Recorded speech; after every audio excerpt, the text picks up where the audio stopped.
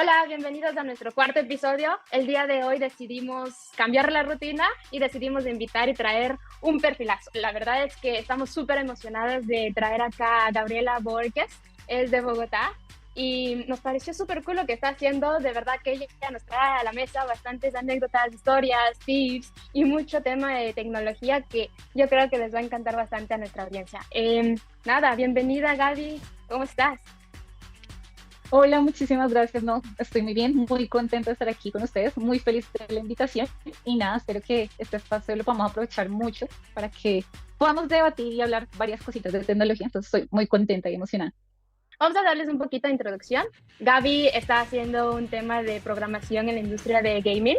Entonces, para quienes están interesados en esa industria, pues Gaby es la persona que nos va acá a ir mencionando qué tipo de trucos o tips podemos empezar a hacer para poder entrar a esa industria, o los que ya están en esta industria, pues también ir comentando de qué es cuál es el día a día de esta industria, ¿no? Entonces, dale, Mafer, no sé si tienes algo que mencionar aquí, algo que te gustaría acotar sobre Gaby, porque nos pareció súper interesante y porque estamos tan emocionadas. Súper, Sol, muchas gracias. ¿No? En realidad es que es la curiosidad de qué pasa detrás de lo que a veces hacemos como inconscientemente algunas personas porque les encanta y les apasiona jugar videojuegos, otras porque a veces solamente quieren pasar el rato o distraerse un poquito, salir de la rutina, pero algo que quizá no tomamos en cuenta es qué sucede por detrás, cuántas personas están detrás de todo esto, em, cómo es que sucede la magia, quizá cuál es su proceso y pues tener la oportunidad de conversar con Gaby, pues no podíamos desaprovecharla y pues yo emocionadísima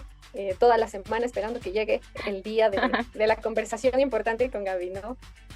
Sí, la verdad es que me pasó escribiendo como toda la semana, literal, así como Sal, y esto, ¿y qué te parece esto? Y esto, ¿no? Entonces, no, estamos súper emocionadas, Gaby, bienvenida. Y nada, me gustaría darte como paso a ti, no sé si nos quieres comentar algo de ti, algo súper breve, para poder luego dar paso a las preguntas que justamente nos interesa conocer sobre la industria, sobre tu experiencia en temas de programación y todo el tema. Primero que todo, yo también estaba muy emocionada, también estaba esperando toda la semana. Estaba muy contenta, ya les había hecho a mis amigos, a mis papás, voy a hacer un ¡Qué podcast. cool! Entonces, pues mi nombre es Gabriela, soy ingeniera informática. Estudié una maestría enfocada en Industrias 4.0, pero pues descubrí que mi pasión era los videojuegos. Inicialmente trabajé, digamos que he estado como en dos ramas más, en tecnología y es investigación académica de tecnología enfocada en educación y luego estuve un poquito en desarrollo web, pero pues finalmente digamos que hice un cambio un poquito drástico tal vez de industria, me decidí a empezar como de nuevo y nada, estoy muy feliz de estar en lo que me apasiona y qué mejor que estar uno trabajando en lo que uno le gusta y lo hace feliz. Sí, la verdad es que es muy importante como eso que tú mencionas, mientras uno está como en esa onda de trabajar en lo que te gusta, de lo que te causa ese challenge, de lo que te causa como esa pequeña curiosidad de decir como, oye, ¿qué está pasando aquí? ¿Y qué puedo hacer? Como, ¿qué puedo crear? O cosas así por el estilo. Porque, claro, venimos también de este mundo de tecnología, pero no somos de la industria del gaming. O sea, no sabemos cómo funciona esto. Por ahí, pues, como hacemos algunas suposiciones y todo el tema, pero pues a la final no nos hace quitar esas dudas. Nos preguntábamos qué tipo de talentos hay en esta industria, si hay como también diseñadores, si hay como, por ejemplo, entiendo que hay que programadores, si se distribuyen en backend, en frontend. ¿Cómo es el tema? Cuéntanos cómo es esa rutina entre ustedes. Bueno, digamos que la cantidad de talentos que se involucran en la creación de un videojuego pueden variar mucho según la escala, o sea, el tamaño y como lo complejo que sea el juego, ¿sí? Entonces, en proyectos más grandes y que tienen mucho presupuesto, pues participan equipos grandísimos. Pero pues en general, digamos que hay roles que son muy especializados y eso es muy chévere. Digamos que los podemos categorizar como en desarrolladores de juegos, que están las personas que se encargan del código, que puede ser desde gameplay, inteligencia artificial, cosas muy puntuales. Están ya la parte de los diseñadores de juegos, que son como los que se encargan de conceptualizar y diseñar toda la jugabilidad, los niveles, los sistemas de juego, como todo ese brief inicial de qué va a ser el juego. También están como los artistas que se encargan de crear todos esos elementos visuales del juego. Tenemos los artistas de UI, así como en web, o los artistas del concepto, los concept artists, que son los que generan como ese primer acercamiento visual al juego, de personajes, entornos. También están los animadores, que son como los que le van a dar vida a los personajes, a los entornos, todo a través como de la animación. El diseñador de sonido, que se encarga de crear efectos, la música como para dar como todo ese ambiente que mejora la experiencia del jugador, los escritores y los guionistas que son súper importantes porque son como los que desarrollan como la Claro, historia, la trama, los diálogos de juego. Y también están otros que son súper importantes, que son, que como en web, igual están de los testers o los probadores, todo el equipo de QA, que son los que se encargan de encontrar y reportar los errores. Entonces ellos están jugando todo el tiempo, devolviéndonos todo el tiempo, así, teniendo a nosotros una relación amor-odio con ellos, pero pues que su rol es supremamente importante porque pues así es que podemos mejorar la calidad de juego y lo que vamos a entregar a nuestros usuarios. Entonces son roles muy variados, pero que todos son fundamentales para el desarrollo del juego. Sin uno de esos roles, es como que no te queda, es importante tenerlo, queda un poquito de pronto cojo, es importante que todos estén como cohesionados, que cada una de sus tareas estén como cohesionadas. Entonces eso es muy chévere. En- Digamos que no es como Entonces es solo roles, como, un rol puntual, sino hay muchos. es un poco entonces descabellado pensar que una sola persona puede hacer un videojuego, ¿cierto? O no está tan alejada No, la idea. no, mira que no está tan alejado, porque es supremamente posible que uno solo como individuo pueda realizar un juego. De hecho, hay unos eventos que como en web se llaman hackathons. Ujú, Para nosotros en la industria de juegos son las Game Jams. Las Game Jams suelen ser eventos donde desarrolladores de juegos, usualmente desarrolladores independientes, se reúnen para crear juegos o prototipos de juegos en tiempos cortos. Usualmente son jams de 48 horas. Entonces son como tú como individuo o pues como equipo, demuestras que tantas habilidades tienes de pronto para conceptualizar, diseñar, desarrollar juegos de forma rápida y eficiente también. Entonces, puedes trabajarlo en equipo, puedes trabajarlo solo, pero pues además, digamos, de los game jams, también hay como ejemplos de proyectos personales que pueden ser desarrollados por uno mismo. Entonces, ya digamos que tú, más a tu tiempo, más a tu ritmo, puedes desarrollar tus ujú. propios proyectos. De pronto no tienes habilidades en todo, no, digamos, no eres muy bueno en arte, no eres muy bueno en sonido, pero digamos que tu tiempo eso también se vuelve como al mismo tiempo como una experiencia de aprendizaje. Voy aprendiendo, pero voy creando mis propios proyectos. Entonces eso también es muy chévere como tú tomarte tu tiempo para crear tus propios proyectos personales de juegos que tú te imaginas. A mí me encantaría un juego así, o a mí me gustaría hacer un juego parecido a este que ya he jugado. Entonces eso es muy chévere. No es imposible, requiere pues de pronto un poquito más de esfuerzo, de tiempo, pero es muy posible. Más que todo hacer jueguitos personales para mí es como mostrarle a las personas cuál es mi trabajo, qué es lo que hago, qué tipo de juegos me gusta hacer y qué es lo que sé. Me parece genial eso. Un tema ahí súper importante que mencionaste hace un ratito nos lleva a preguntarte respecto al proceso creativo. Y Sol me decía que es primero el huevo o la gallina, la historia o el juego. Entonces, ¿tú imaginas una historia y la transformas en un juego o dices, ok, quiero jugar haciendo tal cosa y a esto le voy a meter una historia? Creo que depende, creo que podemos empezar por la historia, podemos empezar por las mecánicas. Muchas veces a veces es como que tú dices, ah, este juego me parece muy chévere, es tipo Subway Surfers, a mí me gusta lo que hace este juego, me gusta esta mecánica, yo quiero replicarla, yo quiero replicar este juego, pero ¿cuál va a ser la historia de mi juego? Entonces partí de una mecánica de juego que me gustó, ahora tengo que buscar la historia y hacia dónde lo voy a enfocar. O si se te ocurre por otro lado una historia, tipo todo el aspecto narrativo, que es un acontecimiento histórico, voy a querer explicar todo esto, pero ¿de qué manera puedo hacerlo? Creo un juego de tipo puzzle, por ejemplo, puedo crear un juego como Candy Crush para explicar esta historia que tengo, o podría crear mejor una novela gráfica para explicar este tipo de historia. Entonces creo que depende como de ese primer momento que tú dices, ¿qué es lo que me interesó primero? Me interesé primero por hacer una mecánica, este tipo de juego que sea un puzzle, o encontré una historia que me gusta mucho y quiero reflejar en un videojuego. Entonces creo que puede empezar, el punto de partida puede ser ambos. Es como más a nivel personal que fue primero. A nivel corporativo siempre empezamos por una conceptualización, se parte de la base de la idea del juego o qué se pretende lograr con ese juego. Digamos, usualmente en mi caso específico trabajo con clientes, entonces el cliente siempre tiene unos requerimientos específicos. Yo quiero mm, mostrar en este juego una historia sobre el cuidado del medio ambiente, por ejemplo. Entonces ya tenemos cuál es la temática del juego, entonces toca pasar ahí a hacer la conceptualización. Esa conceptualización entonces abarca toda la historia del juego, todo lo que llamamos nosotros es el game design, todo el aspecto de diseño de juego, cuál va a ser la historia, va a ser el recorrido, cómo van a ser los niveles, quiénes van a ser los personajes, cuál es la historia, cuáles son las misiones, todo eso es la primera fase. Obligatoriamente partes desde el diseño. Eso no quiere decir que en las jams no haya un diseño, porque lo hay, pero pues el proceso creativo es diferente. Digamos que el brainstorming, toda esa lluvia de ideas se da distinto al entorno donde ya tienes una estructura y unos lineamientos. Correcto, es un poco más libre. Ujú. Y Sí, Sé que Sol tiene una pregunta en mente que a ella le encanta. Bueno, la molesto porque ella es mucho de producto. Y una pregunta súper interesante aquí que nos apareció fue, ¿usan alguna metodología, al igual que hacemos, por ejemplo, en desarrollo de software, no sé, Scrum? ¿Tienen un Kanban por ahí de pronto? ¿O cómo es que hacen su organización de todo este proceso que ya nos mencionaste? Sí, digamos, utilizamos lo que es metodologías ágiles igual. Yo usualmente en donde he trabajado, en los dos lugares donde he estado utilizado de metodologías ágiles es Scrum, pero pues en Scrum digamos que este proceso de los sprints se divide igual en fases.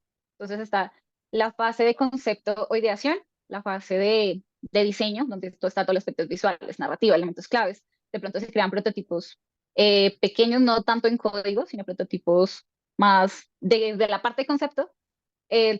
Pasamos a una fase de planificación, donde definimos cómo los recursos que vamos a necesitar. Aquí ya pasa la asignación de tareas. Pasamos a la producción, toda la fase de producción, que ya es la parte fuerte del desarrollo y la parte de arte, de integración y desarrollo de arte. Después pasamos a una fase de pruebas. Entonces llegamos como para ajustar la jugabilidad, equilibrar ciertos aspectos del juego. Pasamos a una fase de lanzamiento donde ya se está preparando el juego para todo lo que es distribución. Y una última fase que es la de postproducción. Entonces la postproducción ya es las actualizaciones, de pronto lo que se llaman los parches, de pronto para arreglar ciertos errorcitos que tenga el juego, para revisar los comentarios de los jugadores, de pronto qué cosas se podían mejorar, hacer como ese análisis de rendimiento. Entonces, esas fases son todas las que se integran dentro de las prácticas de metodologías ágiles. Ahí a la explicación de Gaby respecto a quiénes están detrás del trabajo de un videojuego, pues me parece increíble. Tenemos artistas, tenemos desarrolladores, tenemos de todo, hasta sonido. Y Gaby decía para crear el ambiente, ¿no? Y eso es súper importante. Hay una duda aquí, una incógnita, y es, ¿cuál es la jerga detrás de los videojuegos? Uy, sí, hay varias. De hecho, ahorita sí que me acuerdo así muy rápido, digamos, estaría un FPS. Es un First Person Shooter, que es un tipo de juego en el que la perspectiva es primera persona, entonces es un juego de disparos en primera persona, donde el personaje principal, tú ves el juego, son los ojos. Digamos, ese es uno, así como es lo que me acuerdo rápidamente. RPG, por ejemplo, es Role Playing Game. Entonces, es un juego de rol donde tú como jugador vas a asumir como el rol de uno de los personajes dentro de un entorno ficticio. Por ejemplo, a nivel de desarrollo, entonces están, o pues en el juego también uno dice, voy a hacer respawn o voy a respawnear. Significa que, por ejemplo, moriste y vas a volver a aparecer en alguna parte del juego. Eso es respawn. Spawn, vas a aparecer, acaba de iniciar el juego, vas a aparecer en alguna parte. Por ejemplo, otra cosa que es muy de los juegos, digamos los juegos que son como con expansiones o que tienen contenido adicional, cuando creas esos aspectos aparte se llaman un DLC, Downloadable Content. Entonces son contenido que tú vas a descargar y que se añade a un juego que ya existe. Un patch, por ejemplo, en los patch, entonces son las actualizaciones del juego que se hacen para corregir errores o mejorar el rendimiento del juego. Digamos que esos son como algunos de los que tengo ahorita como presentes de los que se suelen utilizar, pero son muchísimos. Los más básicos. Oye, Mafer, ¿se te hizo conocido alguno? Ay, porque a mí me hablan chino, ¿no? Sí, un par de términos. El último, el patch, por ejemplo, que también lo usamos Sí. en software, en el desarrollo de aplicaciones y todo. Pero otro parcito, porque a mi ñaño le encanta jugar por ahí, pero lo demás fue como, ¿what? Pero estoy segura de que quienes juegan lo van a entender también.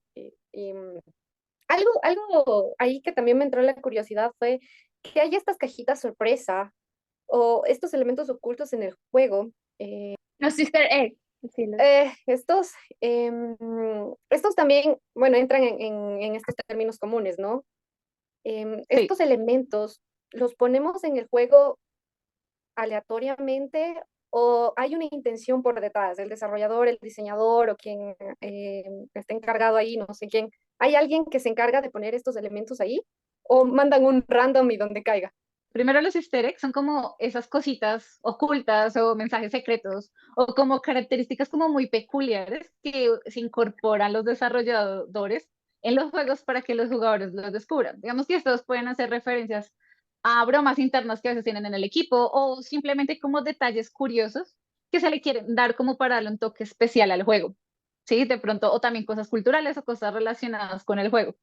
¿sí? Entonces, pues para los desarrolladores también, como crear estos easter eggs, pues es algo como chévere, es una actividad bien emocionante, como que le permite que uno le pueda dar como el juego ese toque personal y al mismo tiempo que los jugadores se sorprendan y los jugadores lo puedan descubrir. Entonces, eso es bastante interesante de implementar. Qué cool. Y estos podemos decir que son los elementos que debe tener un juego o hay un esquema así como tú tienes una carta, ¿no? Y dices el encabezado, el cuerpo y el pie de la carta. ¿Podemos dividir a los juegos en estos elementos o eso no pasa en este entorno? Sí, yo creo que hay unos como sí o sí que debe tener un juego. Para que un Ujú. juego sea, digamos, un buen juego, debe tener una buena jugabilidad, que es lo que nosotros llamamos aquí en otro término, que es el gameplay. Un juego siempre tiene que ser divertido y tiene que ser desafiante para el jugador. Eso es lo que va a Ok. garantizar que el juego tenga calidad. Por otro lado, los gráficos y un sonido de calidad. De pronto no todos los juegos necesitan que tengan unos gráficos, de vanguardia, ni un montón así súper elaborados, pero sí que la presentación visual y la presentación auditiva pues van a jugar ese papel fundamental en la inmersión del jugador porque son su primera impresión. Antes de entrar al juego y probar como tal de qué va el juego, cuáles son las mecánicas que tengo que hacer, esa es como el primer paso, tu primera impresión. También la historia o el propósito del juego. De pronto no tiene que ser una narrativa así supremamente elaborada o supremamente compleja, que de pronto es algo que llevan la mayoría de juegos grandes, pero sí un propósito o una estructura de juego que te motiva a ti como jugador a decir, este juego me interesa, quiero intentarlo, quiero probarlo. También la interactividad, tal vez, la capacidad que tengan los jugadores para influir en el entorno de juego y que esa toma de decisiones o lo que hagan, cómo afecte la experiencia, ya sea para recompensas, consecuencias, cómo todo lo que haga el jugador va a afectar ese entorno de juego. Otro muy importante, y creo que aquí viene otro término, que es la rejugabilidad. Creo que para mí es el más importante, que un juego sea rejugable. Es decir, que tenga unos ciertos componentes que hagan que el jugador tenga ganas de volver a jugar o por ejemplo que tenga Mm. múltiples misiones secundarias, modos de juego alternativos, algo que haga que tú captes la atención de tu jugador y que diga, yo quiero volver a jugar, que tu jugador se quede ahí y le guste tu juego. Creo que para mí ese es el más importante de esos componentes. Oye, ¿quién analiza? Perdón, ahí ya empezaste a hablar cosas que ahora sí son de mi terreno, no vende. ¿Qué es lo que, quiénes son esas personas que se encargan de ver que en realidad el juego es jugable? Digamos que este Tú, proceso de jugabilidad, digamos que todo pasa desde el diseño, desde la parte de conceptualización, siempre tiene que estar muy bien establecido cuál va a ser el propósito del juego, va a ser como esa jugabilidad de qué va a ir el juego, cómo van a estar sus niveles, todo parte desde el game designer, ese es como el primer rol, pero también siento yo que una parte muy importante la tiene desde la parte del testeo, desde la parte del QA, porque el QA es el que va a probar, el QA es el que está jugando, el QA es el que está tomando ese rol de jugador, más que de pronto en la parte técnica de encontré un error en esto, encontré un error en tal parte no se mueve correctamente, es más qué tan divertido es el juego o qué tan divertido sería para los usuarios potenciales que tenemos en mente. Yo creo que para mí esas son como las dos partes principales para analizar qué tan rejugable va a ser el juego. Si bien es cierto que a veces uno desde el desarrollo también lo hace, pero desde el desarrollo a veces uno está muy enfocado en la parte técnica de tengo que sacar esto que funcione así y tiene que funcionar así y ya está y se juega así y ya. Pero digamos que no se enfoca, a veces uno deja de lado, no todo el tiempo, pero puede pasar que uno deja de lado. No, tengo que pensar en cómo lo vería yo desde jugador y no como desarrollador. oye, qué cool ese trabajo del QA. A ver, Exacto. ¿te imaginas que te paguen por estar jugando y estar diciendo como, no vale esto? Pero me gustó me gustó este juego, pero te pasaste jugando para detectar errores. Qué cool, me voy a hacer QA en esta industria. ¿Cómo la? No, mentira. Pero, Apuntado. De hecho, es la mejor parte del trabajo. Yo creo que la mejor parte del trabajo, aparte de que siento que es un trabajo de mucha pasión, es que puedes jugar. Parte del trabajo involucra que tienes o tienes que jugar, porque claro. parte de los juegos que tú haces son inspiración de juegos que tú has jugado. Entonces, sí o sí tienes que jugar, sí o sí te tiene que gustar también los juegos. Por eso yo siento que es una industria también de mucha pasión. ¿Hay alguna algunos requerimientos de hardware que tú necesites tener en tu computadora? ¿Tiene que ser algo de alta gama o se puede resolver con una computadora como básica, no como la más básica, sino que como tener un estándar ahí? A lo que el tipo de computador que necesitas, digamos, puede variar en cuanto al desarrollo, puede variar de la complejidad del juego que tú vayas a hacer y la plataforma objetivo, de qué tan complejos son los juegos que tú pretendes desarrollar. Sí, para el desarrollo, pues en sí mismo no es necesario tampoco como tener la supercomputadora, que claro, es como lo decíamos ahorita, de pronto que algo medianamente con buenas características, pero digamos que alta gama, eso sería muy ventajoso, pero no significa que sea obligatorio, pues tenerla, ¿sí? Entonces, digamos que para proyectos que no sean tan potentes o digamos que en cuanto a gráficos, de pronto efectos o proyectos tan pesados, no necesitas una computadora muy grande. Igual para los juegos. Digamos que para los juegos es más la capacidad de pronto en memoria que tú necesites para descargar un juego. Por ejemplo, si yo me pongo a querer programar un juego tipo Resident Evil o un juego tipo Parches, llamémoslo así, ¿no es cierto?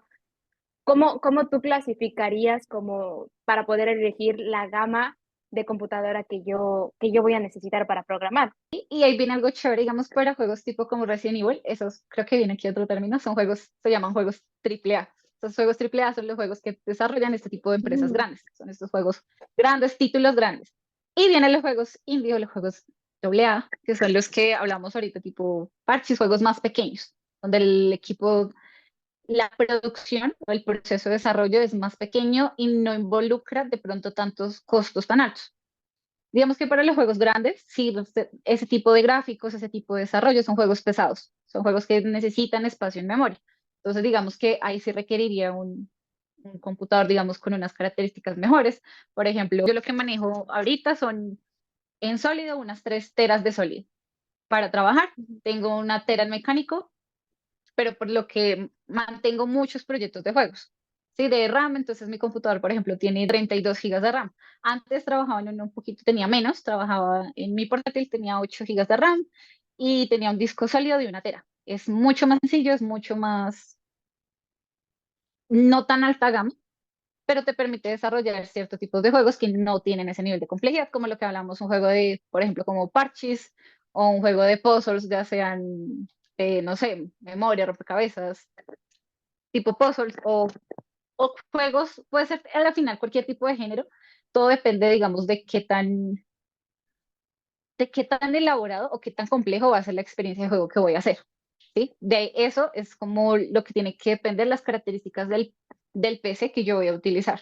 Oye, pero a la final, cuando tú me dices 32 gigas, o sea, tampoco es muy bajito. O sea, sí Ujú, es como una computadora bastante buena que tiene como, la verdad, una característica súper, súper buena, ujú. porque, por ejemplo, un estudiante normal eh, se compraría una computadora de máximo unas 6 o 8 gigas, como tú decías, que tú tenías Ujú. como una portátil así normal, pero, pero interesante. ¿Hay otro reto que se hayan encontrado ahora en el ámbito de las plataformas, por ejemplo, en los videojuegos que son para PC o los que son para los dispositivos móviles? ¿Hay algo ahí con lo que hayan tenido que lidiar? Yo creo que siempre como el reto más grande es cuando haces un juego para PC o para web, es como el rendimiento del juego y el consumo de memoria en el juego. Creo que hacer el juego lo más optimizado posible es el reto principal. Si el juego está lo más Mm. optimizado posible, no va a ser el consumo de memoria en tu computador, de espacio, y va a correr bastante bien. Yo creo que ese es el reto más grande en cuanto a plataformas. Ya digamos, si hablamos de retos como más técnicos, digamos a nivel de Ujú. trabajo, para mí, es como tecnología, ustedes lo saben, uno aprende de una cosa, mañana es otra. Pero para Ajá. mí fue trabajar como, empezar a trabajar como con juegos en VR. No, Oh, qué eso es loco. otra cosa. Eso es otra cosa que yo nunca había tenido oportunidad de tocar. Siempre trabajaba, usualmente hago juegos para web o para PC. Es como lo que yo siempre tenía mi enfoque. Y me tocó empezar a aprender para ir trabajando a la par. Entonces es bastante interesante ya como eso, reto a nivel técnico, profesional. Pero es bastante chévere tener como la oportunidad de aprender y también trabajar por ese lado. Ok, para quienes no Claro. saben qué es VR, es Virtual Reality, realidad virtual en español. Entonces, ¿qué es, o sea, qué es lo que tú necesitas aprender para poder desarrollar un juego con realidad virtual? O sea, ¿cuáles son esos blockers que tú tenías al inicio y que pues nada, después te diste cuenta cómo eventualmente lo vas a aprender, ¿no? Uy, para mí fue muy difícil. O sea, fue y ha sido, y es, porque digamos, es muy diferente cuando tú desarrollas para PC y tienes los mismos controles básicos. Desarrollas para web, tienes los mismos controles básicos. Pero venir a desarrollar para VR, donde tienes controles o donde tienes que tener en cuenta que la interacción, por ejemplo, de acuerdo al tipo de dispositivos, que tengas las manos, que lea las interacciones, que si quieres que lea señas, o que para los objetos de agarre, todo eso, para mí inicialmente eso fue difícil. Ha Mm. sido difícil, ha sido como todo un proceso de aprender porque es como ese entorno desconocido. Me gustaría que nos cuentes un poquito más de cómo fue como que tu línea de tiempo, con qué tipo de lenguajes de programación empezaste a la industria. Entiendo que antes estuviste en el desarrollo de software y luego ya te fuiste como moviendo a la industria de gaming, pero nos gustaría como un poquito conocer cómo fue esa temporalidad de tiempo en temas de aprendizaje. ¿Nos puedes contar un poquito? Digamos que lo que empecé fue, digamos, con un motor de juego. Bueno, digamos, el entorno de desarrollo se llama Unity. Y Unity utiliza un lenguaje de programación que es C Sharp. Para mí fue mucho más sencillo usar C Sharp porque C Sharp creo que para mí en juegos tiene como una curva de aprendizaje muy rápida. Es como muy sencillo de entender cómo hacer la programación.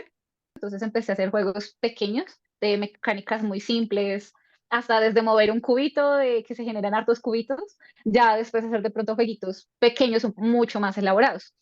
Ya después de eso, entonces de utilizar Unity, le di una oportunidad a otro motor de juegos, porque en el trabajo donde estaba, digamos que tuvimos que migrar allá. ¿Qué es un Real Engine? Un Real Engine es otro entorno de desarrollo de videojuegos, otro entorno de trabajo que usualmente se utiliza para este tipo de juegos grandes, este tipo de juegos AAA, que eran los que les contaba ahorita, que tienen mucho más presupuesto, que son como proyectos de alta gama, por decirlo así, por sus capacidades de gráficos mucho más avanzados, gráficos mucho más lindos. Me pasé para allá, empecé a trabajar allá con C++ y ya fue entonces cuando tuve que dar el salto por el trabajo a VR utilizando C Sharp, que es bastante interesante, es bastante, para mí ha sido complejo, no puedo decir que ha sido fácil porque sí ha sido complejo el proceso de aprendizaje, pero ha sido bastante chévere, ha sido bastante interesante, he aprendido mucho. Digamos que yo lo que hago en mi ruta de aprendizaje siempre es, yo soy como la loca de los cursos, yo tengo mis cursitos, yo busco mi listado de cursitos desde lo más básico como hasta lo más avanzado y trato de dedicarle tiempo a eso para poder Mm. ir a la par con el trabajo, con lo que tengo que hacer. Hay plataformas como Platzi, de pronto Udemy, que son plataformas que suelen ser pagas, que hay cursos buenísimos, que hay cursos muy chéveres que a mí me han ayudado, pero digamos que ya más a nivel personal hay muchos tutoriales en YouTube, hay muchos creadores de contenido especializados en desarrollo de videojuegos que te dan unos tutoriales, unas sesiones, pero que son muy chéveres. A mí me gustan mucho unos que son de Code Monkey, se llaman. No, eso es una Mm. maravilla, eso te enseña pasos desde cero hasta hacer un juego con muy buenas prácticas de código, te enseña cosas no solo, digamos, desde el desarrollo, sino hacer, digamos, animaciones pequeñas e integrar cositas de sonido pequeñas, o sea, que son cursos muy completos y que te van a dar como ese overview de inicial para el desarrollo de un juego. Entonces, digamos que me gusta mucho este tipo de cursos. No pagas nada y estás aprendiendo bases muy buenas. Por cierto, ¿cuál es la diferencia entre esto de programar un videojuego para computadora, un videojuego para celular o un videojuego para consola? Yo creo que la diferencia va hacia el público objetivo. Vamos a qué tipo de público te quieres dirigir, porque pues hay mucha gente que no le gusta los tipos de juegos en computador, no les gusta. O hay gente que no le gusta jugar en el celular. Hay mucha gente que no le gusta o prefiere los juegos de computador. Entonces es más como el público objetivo al que uno se quiere dirigir y también como desarrollador, qué tipo de juegos te gusta desarrollar, hacia qué tipo de plataformas te gusta trabajar. A mí usualmente me gusta trabajar para PC. Me gustan los juegos mobile. Juego mucho juegos así de puzzles, tipo Candy Crush, así que tienes que cumplir misiones o cosas así en móvil, pero prefiero los juegos de computador. Me gustan mucho los de computador. En consola hace mucho tiempo no juego, hace muchos años. La última vez que jugué en una consola fue en Wii. No sé si jugaron el Just Dance. Ah, Sí, sí, sí. sí. Yo era fan de ese juego. Yo era fan de ese juego. Yo era fan de ese juego. Eso ya fue hace bastante tiempo, pero hace mucho no juego en consola. Eso fue como lo último que jugué en consola. Bueno, pues Ahora, háblanos un poquito ya respecto al tema social. ¿Cuáles son los superpoderes que podemos decir que tiene un videojuego si lo ponemos ya en un contexto social? Que es súper importante el saber cómo estamos impactando con lo que hacemos, en lo que trabajamos, qué es lo que le estamos aportando al mundo. Yo sé que Gaby, tú tienes mucho de eso y me gustaría que nos compartieras un poco al respecto de. Este tema me gusta mucho, utilizar los videojuegos en algo más allá del entretenimiento, del ocio. Digamos que ese tipo de juegos se llaman serious games o videojuegos serios. Digamos que esto radica en la capacidad que tienen este tipo de juegos para funcionar lo que es la parte de la diversión, la parte del entretenimiento con la parte de la educación. Entonces, la idea de este tipo de juegos es utilizar como estas mecánicas del juego para hablar o para abordar temas que son importantes y proporcionar a nuestros usuarios que sean experiencias significativas que se conviertan como en herramientas que permitan el aprendizaje, la capacitación, la conciencia social. De hecho, ahorita hay varios tipos de serious games o videojuegos serios que se utilizan para abordar problemas sociales o aspectos educativos de que quieres enseñar algún tema, lo puedes hacer a través de un videojuego. O si quieres capacitar de pronto a personas de una empresa, entonces puedes hacerlo de una manera que sea divertida y sea más amena para ti como de pronto como miembro de una compañía. Es una herramienta que ahorita también está cambiando, que también va a involucrar a los usuarios desde otro tipo de contextos, desde un contexto más de aprendizaje, más de interiorizar otro tipo de conceptos a través de técnicas que sean divertidas y que generen mayor atracción para ti como usuario. Cool, porque en realidad como involucras a todos los sentidos, como nos comentabas al inicio, ¿no? Es el tema visual, auditivo, te involucras tanto con todos tus sentidos que es mucho más fácil aprender, ¿cierto? Entonces me parece una estrategia espectacular y ver hacia dónde va o la orientación que tenemos ahora, que por cierto, así como que estuve viendo uno de tus jueguitos con un enfoque un poco más medioambiental, creo que tienes uno ahí, me pareció genial, porque es que así es como el camino más interesante para llevar a las personas a hacer conciencia respecto de algo, ¿no? Entonces me parece súper chévere este tema. ¿Se imaginan que esto de la realidad virtual como que les pueda a los chicos permitir como reemplazar los laboratorios, poder conocer cómo es el espacio, poder conocer cómo es otro lado del mundo, por ejemplo, estar, yo que sé, en temas de medicina, estar como viendo cómo es una operación, viendo, por ejemplo, cómo es el tema de, yo que sé, la selva, no sé, para mí es como, cada que me hablan de tecnología, solo se me encienden los ojos y se me hacen así como, uff, es muy bacán como sentir qué es lo que va a pasar con la tecnología, con inteligencia artificial, con realidad virtual, videojuegos, etcétera. ¿Te ves haciendo videojuegos toda la vida también? Esa es una pregunta que a veces nos hacen, ¿no? ¿Te ves haciendo esto toda tu vida? Te la hago yo a ti. Sí, yo creo que ahorita para mí, ahorita digamos que lo que está en tendencia y yo veo que está creciendo mucho es simplemente es todo este tipo de juegos mediados por realidad virtual. Eso está bastante en auge y se está moviendo bastante desde el desarrollo y sobre todo desde los jugadores. Pero pues no quiere decir que el otro tipo de juegos no. Esta parte de la industria del entretenimiento sigue creciendo y la idea es que que no solo siga creciendo de pronto a nivel digamos, de la parte americana de Estados Unidos, a nivel Europa, a nivel Asia, sino también hacer que la parte de la industria de los videojuegos crezca desde Latinoamérica. Latinoamérica hay mucho potencial desde talento, desde videojuegos latinos, ya sea indies, que tienen muchísimo potencial y la idea es que la industria siga creciendo. Y eso es lo que está pasando. La industria cada día está creciendo, muchas más personas se vienen interesando por el desarrollo de videojuegos y esa es la idea, que la gente se motive también a entrar a una industria que es bastante bonita, bastante mediada por pasión por los juegos y y que uno puede crecer. Hay varios campos, hay varias áreas que se pueden explorar y tienes la oportunidad de conocer comunidades muy bonitas que te van a ayudar a crecer en todo este proceso. Y yo sí me veo haciendo juegos. Yo creo que me esforcé mucho, digamos, tuve un año siempre bastante fuerte para poderme cambiar a videojuegos, porque yo estaba siempre con la idea de uno tiene que estar trabajando en lo que a uno le gusta. Si te vas a estresar, si vas a llorar, si te vas a frustrar, por lo menos estás en el trabajo que a ti te gusta y no haciendo un trabajo con el que tú no te sientes cómodo. Entonces, para mí, yo sí quiero seguir haciendo juegos. Aspiro a ya, uno de mis sueños es hacer un juego grande, es hacer un juego, trabajar para un juego de triple A, un juego así como los Sims. Ujú. Ese es uno de mis metas profesionales. Entonces, yo sí quiero seguir creciendo en desarrollo, de pronto no solo siendo programador, también me gustaría explorar otras áreas que no fueran solo la programación, también orientadas en videojuegos, de pronto parte del diseño, que son cosas como la que siempre he visto que he sido un poquito más débil, pero sí, Sí, sí, todo para mí estaba enfocado en juegos. ¿Hay algo que tú quieras compartir con las personas y decirles, este es mi consejo de vida o en este punto de mi vida siento que es lo mejor que le puedo decir a alguien o con esto puedo animar a alguien? ¿Tienes alguna frase?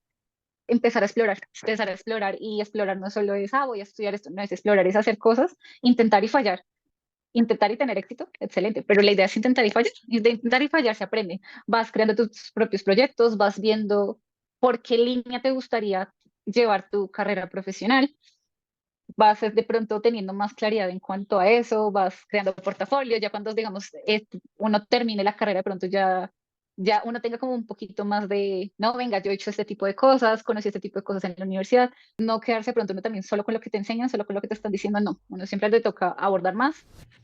Aparte, busca tus cursos aparte, busca qué quieres hacer aparte, quieres crear un proyecto, hazlo, pero pues no te quedes solo con lo que te están diciendo, sino buscar siempre como ese aprendizaje continuo y más en tecnología, que uno tiene que estar aprendiendo todo el tiempo. Entonces, nada, queríamos como volverte a agradecer, volverles a invitar a todos ustedes a que puedan mandar sus comentarios, a que se animen a poder preguntar cómo funciona esto, a que participen en temas de tecnología y que todo el mundo va a estar totalmente abierto. Ya las chicas en especial, no se queden calladas, no se queden calladas, hablen, griten y digan, yo quiero hacer esto, yo quiero ser ingeniera, yo quiero ser astronauta, yo quiero ser actriz, yo quiero hacer todo y quiero conocer tecnología. Entonces, como hablen y griten y digan como, queremos hacer esto y pónganse a aprender. Que nada más solo necesitan escribir a personas como nosotros que estamos súper abiertos a poder ayudar y a poder como compartir nuestro conocimiento con las nuevas generaciones. Gracias, Gaby, de nuevo por todo lo que aprendimos de ti. De verdad que me pareció súper cool y nada, por tu buena onda también. Gracias a ti, Mafer.